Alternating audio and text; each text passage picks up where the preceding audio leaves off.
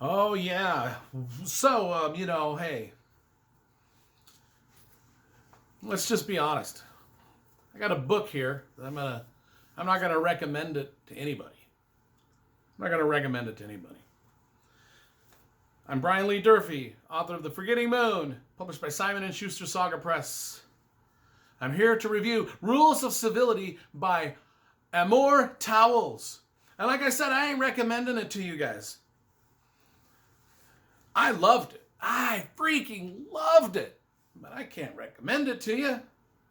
I just can't. It's pretty highbrow stuff. I mean, I don't know what to say. It's like I really liked a slow paced, boring romance set in 1937 New York. I really liked it. It's got the pacing of a Masterpiece Theater, PBS kind of a slog. Nothing really happens. There's no action and adventure. There's no sword fighting or car crashes or explosions. There's no kung fu. There's no, ninjas. There's no MMA fighting. There's no World War II battles. There's no Viking raids or pillaging or any of that. It's basically about people in 1937 New York sitting around tables and having tea. I can't recommend it. I can't recommend that to any of y'all. Can't do it. Can't do it. Can't do it. Despite the fact that I thought it was freaking brilliant. Maybe you've heard of A Gentleman in Moscow, also by Amor Towles. And this thing is a huge hit. This thing is a massive, mega-selling hit. This was his first book.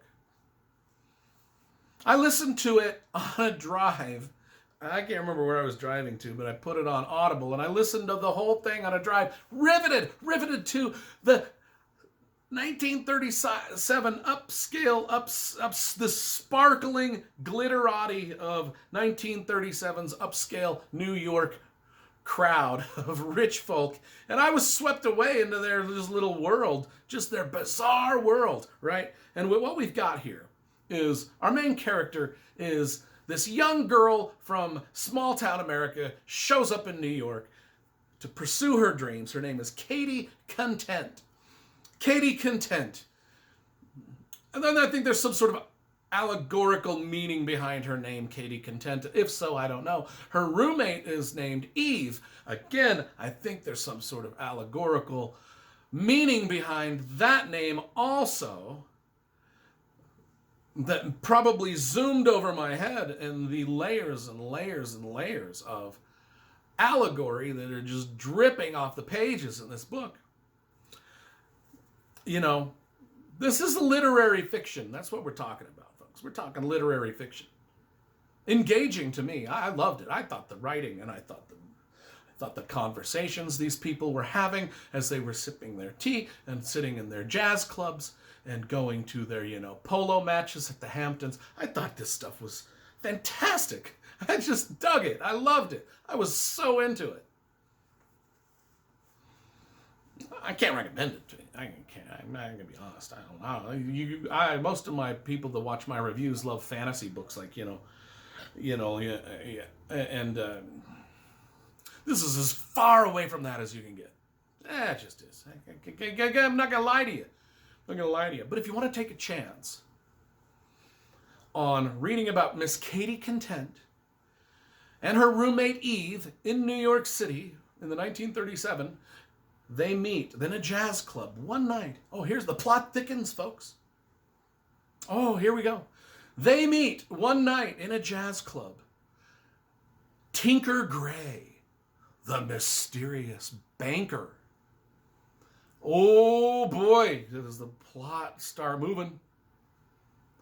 And Tinker Gray is, like I said, he's mysterious. Every woman, every girl wants a mysterious boyfriend. So now, Katie and Eve, which one is going to make Tinker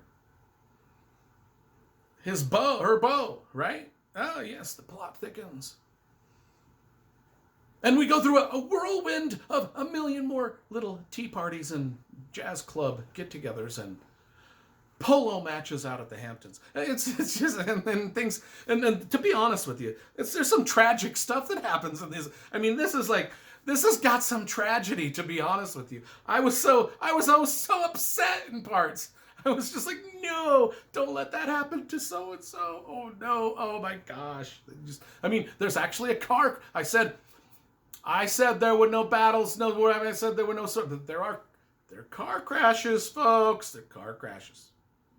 There is some car crashes. So you can look forward to that. There's some action. There's a cars wiping out. The 1937 cars, man, they wiped out. It's literary fiction, folks. But if you're into that kind of thing once in a while, yeah, you gotta be in the mood for it. But if you're in the mood for something like that, something that's just deliciously written, something that immerses you into the time and period that it's set in, and you just are swept away in this sort of simple story about these three people's lives and the people that surround them. And there is a little mystery built into it where Tinker Gray, is he really who he says he is? He's the mysterious banker.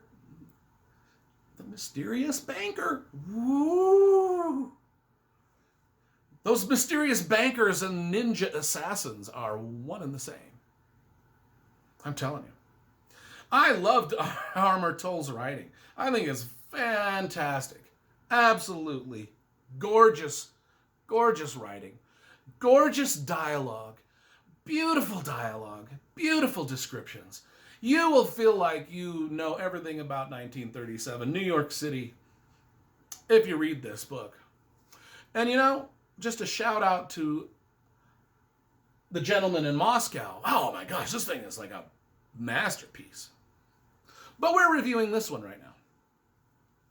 And I always talk about the covers. I actually really like that cover. I think that cover sums up the entire book in one cover.